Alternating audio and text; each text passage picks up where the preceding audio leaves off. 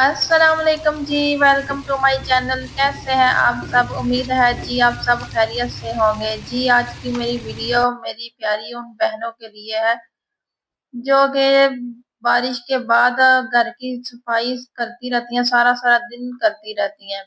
तो क्योंकि घर में इतना गंद पड़ जाता है, तो मैं उन बहनों के साथ कुछ टिप्स भी शेयर करूंगी और कुछ हैक्स और कोई कुछ टिप्स और बताऊंगी कि आप कितनी आसानी से झटपट अपनी सफाई कर सकते हैं।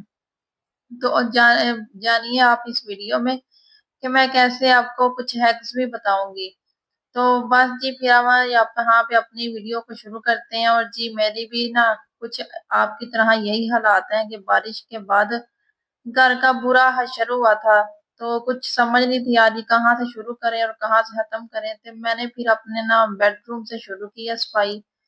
तो जी आप देख सकते हैं मेरे बेड के नीचे कोई कचरा नहीं है, क्योंकि मैं अपने बेड के नीचे ना झाड़ू वगैरह लगाती रहती हूँ। मैं तो हफ्ते में एक दफा जरूर जगह झाड़ू देती हूँ बेड के नीचे। तो मेरी वो तो बहनें कोई भी इस बात पे जरूर तवज्जो फरमाएं कि जिन्होंने हेल्पर रखी हुई है काम के लिए, वो तो बिल्कुल भी बेड के नीचे और चीजों के नीचे से झाड़ू नहीं देती। जब आप खुद देंगी ना, कभी आप खुद दे के देखें, जब आप खुद झाड़ू लगाएंगी तो इतना इतना कचरा निकलेगा ना नीचे से।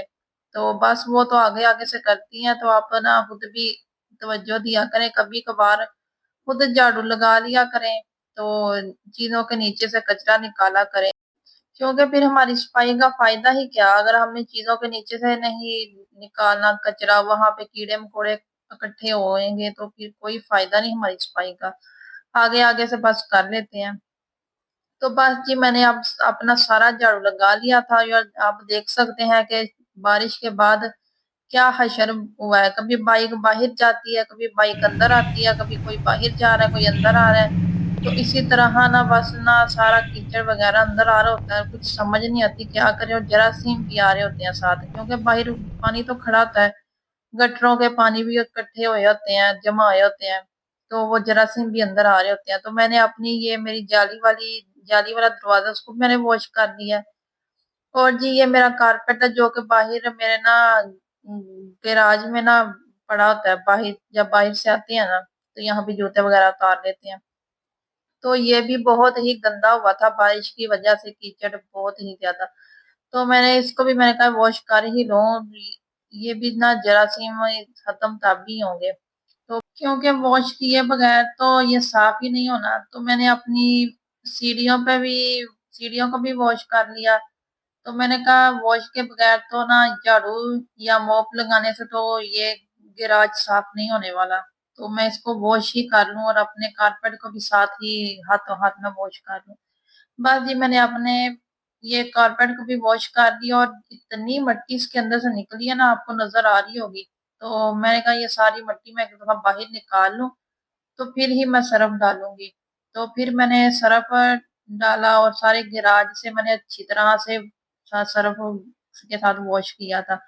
क्योंकि इतने जरासीम भी आ रहे होते हैं ना बाहर, तो हमें इस चीज का भी ख्याल रखना चाहिए कि हमने ना सफाई तो करनी है, लेकिन सफाई ऐसी करनी है कि जरासीम भी खत्म हो। बस ये नहीं कि हमने सफाई कर दी और बस जी हमारा साफ हो गया, और जरासीम का भी ख्याल रखा करें। तो मैंने तो सरफ के बगैर तो नहीं वॉश किया।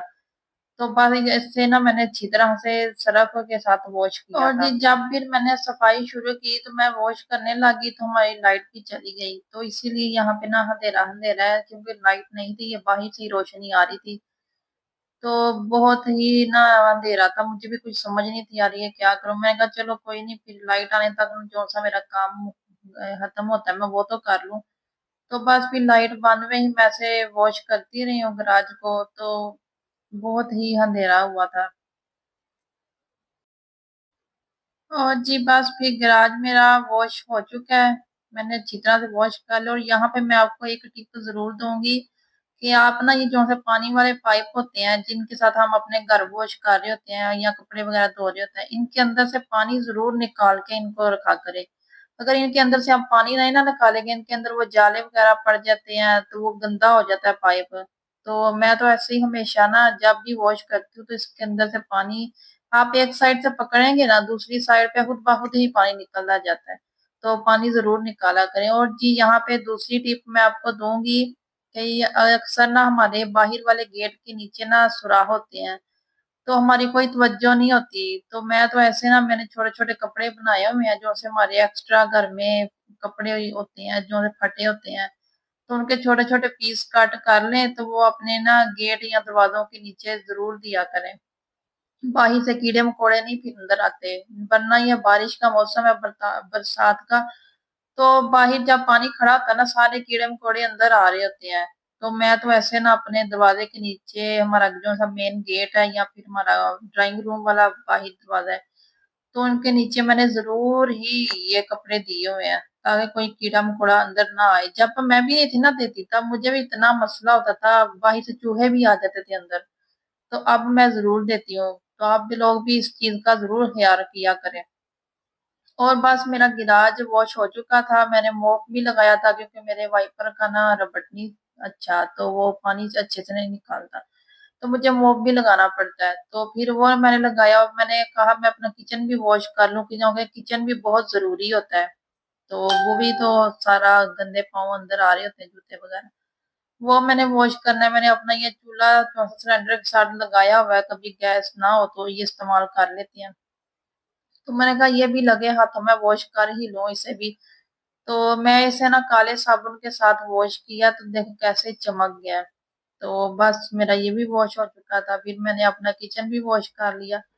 तो ये मैंने पहले किचन में सादा पानी वैसे ही लगाया, बाद में मैंने ना अच्छे से सर्फ के साथ इसे वॉश किया था, क्योंकि मेन हमारा किचन भी बहुत ज़रूरी होता है, जिन जो ना जरासीम से पाक हो, कोई जरासीम ना हो, क्योंकि खाने-पीने की चीज़ें तो हमारे किचन में ही होती हैं, वहाँ से ही हमें जरासीम भी लग सकते हैं। तो हमें ना अपने किचन का ख़ास ख़ास ध्यान रखना चाहिए। तो अपने किचन को ज़रूर अच्छे से वॉश करना चाहिए, जब बारिश हो, बाहर से जूते अंदर आ रहे हों। तो बस मेरा किचन भी वॉश हो चुका है। तो फिर ना मैंने आज पहले से सोच लिया था कि मुझे आज ना रात के खाने में क्या बनाना है। तो मैंने अपने किचन सॉरी मैं हर दफ़ा चिकन को किचन कह जाती हूँ। तो मैंने अपने चिकन सुबह ही निकाल लिया था, ये मैंने सुबह ही इसको मैरिनेट कर लिया था। तो ये सिंपल ही मैंने बेसिक मसाले डाले हैं। काली मिर्च मैंने ऐड किया, कूटा भुना जीरा ऐड किया, थोड़ा-सा मैंने तिक्का मसाला ऐड किया, तो लाल मिर्च मैंने नहीं ऐड की और ना ही मैंने हल्दी ऐड की थी। तो बस ये इनको मैं ना मैरिनेट कर लूँगी, ये सारा दही के अंदर मैंने सब कुछ डाला था। तो ये मैं लगा के रख दूँगी, क्योंकि जितना ये लगा रहे ना उतना ही इसका टेस्ट अच्छा आता है। तो मैंने फिर लगा लिया, अभी ना मेरे पास लहसुन और अदरक का पेस्ट नहीं था, तो मैंने कहा वो बाद में मैं बनाऊँगी, तो फिर बाद में मैं लगा लूँगी। मैंने इसको फ्रिज में रख दूँगी, तो बाद में मैं लगा लूँगी जब पीसूँगी। तो बस फिर मैंने इसको फ्रिज में रख दिया। तो ये फिर बाद में मैंने ना अपने किचन वगैरह साफ करके, तो ये मैंने लहसुन, अदरक और हरी मिर्चें पीस के बारीक-बारीक, फिर वो बाद में मैंने इसके अंदर डाल के तो मिक्स कर लिया था। मैंने लाल मिर्च नहीं डाली, मैं फिर बता रही हूँ। तो मैंने ये ना जो ही सब्ज़ मिर्ची है, ये मैंने पीस के ज़रूर डाली थी। मेरा माइंड था कि मैं ना व्हाइट बनाऊँ चिकन, तो आगे जाके देखें कि मेरे साथ क्या हुआ, मैंने क्या बनाया था। तो बस फिर ये मैंने रख दिया। ये सुबह के टाइम मैंने लगा के रखा था, तो अब ये रात का टाइम है। तो मुझे ना ये मैंने थोड़ा-सा ले लिया अचार अचार गोश्त मसाला, वो थोड़ा ले लिया। तो मैंने कहा मैं 3-4 मिर्चों के अंदर ना फिलिंग करके, तो ये भी उसके अंदर डालूँगी, तो इसका भी एक अच्छा-सा ना टेस्ट आ जाएगा, अचार जैसा। तो चिकन के अंदर तो मेरे अब्बू जी मुझे नहीं थे डालने दे रहे अचार गोश्त, क्योंकि मेरे अब्बू जी को मसाले नहीं पसंद। तो मैंने कहा चलो मैं ऐसे 3-4 मिर्चें ना करके ना, इनके अंदर से बीज निकाल के, तो ये मैं फिलिंग करके, तो ये एंड पे डालूँगी, तो इसका एक अच्छा-सा टेस्ट आएगा।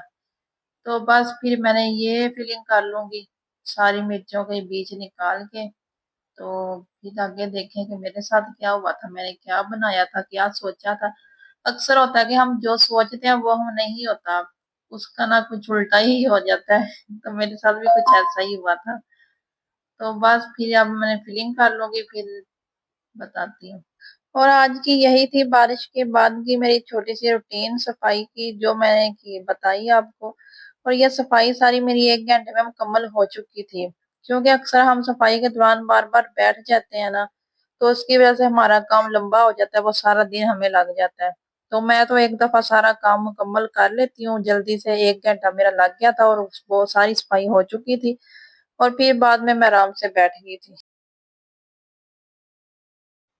अब जी बच्चों की फीलिंग हो चुकी है, तो मैं यहाँ से सफाई भी कर लूंगी, क्योंकि बाहर डाइनिंग टेबल पे मैं ही कर रही थी। तो अब मैंने ये कढ़ाई के अंदर चिकन वो सारा डाल दिया, थोड़ा सा ऑयल भी डाला था, तो उसको मैंने 2-3 मिनट के लिए ढक के रख दिया। तो 2-3 मिनट बाद फिर मैंने इसको ना साइडें चेंज की थी। इसमें मैंने और कुछ भी नहीं डाला, बस वही जो से मसाले डाले हुए थे और कुकिंग ऑयल डाला। तो बस मैंने फिर इसको रख दिया। और अब ये गर्म हो गया, तो ये दम पे ही पकेगा, इसके अंदर कुछ भी नहीं ऐड करना। और बाद में मैंने एक ना आलू की कटिंग करके ना वो भी डाल लिया इसके साथ। तो फिर वो भी देखें गल चुके हैं अब। तो मेरे अब्बू जी कह रहे थे मिर्चें डालो डालो डालो, तो मैंने मिर्चें भी डाल दी। फिर मैं तो हाथ एंड पे डालूंगी। तो मेरे अब्बू जी ने हल्दी फिर डलवा दी। अब्बू कहने लगे मैंने नहीं खाना, तुमने हल्दी नहीं डालनी, फिर मुझे हल्दी डालनी पड़ी। तो बस ये देखे फिर ऐसे बना था मेरा, वाइट तो नहीं बना। तो बस कुछ बन ही गया था। बस जी यही थी हमारा प्यारा सा, टेस्टी था बहुत, लेकिन है बहुत टेस्टी बना है। तो आप भी जरूर ट्राई कीजिएगा। आप मिलेंगे नेक्स्ट वीडियो में। अल्लाह हाफिज।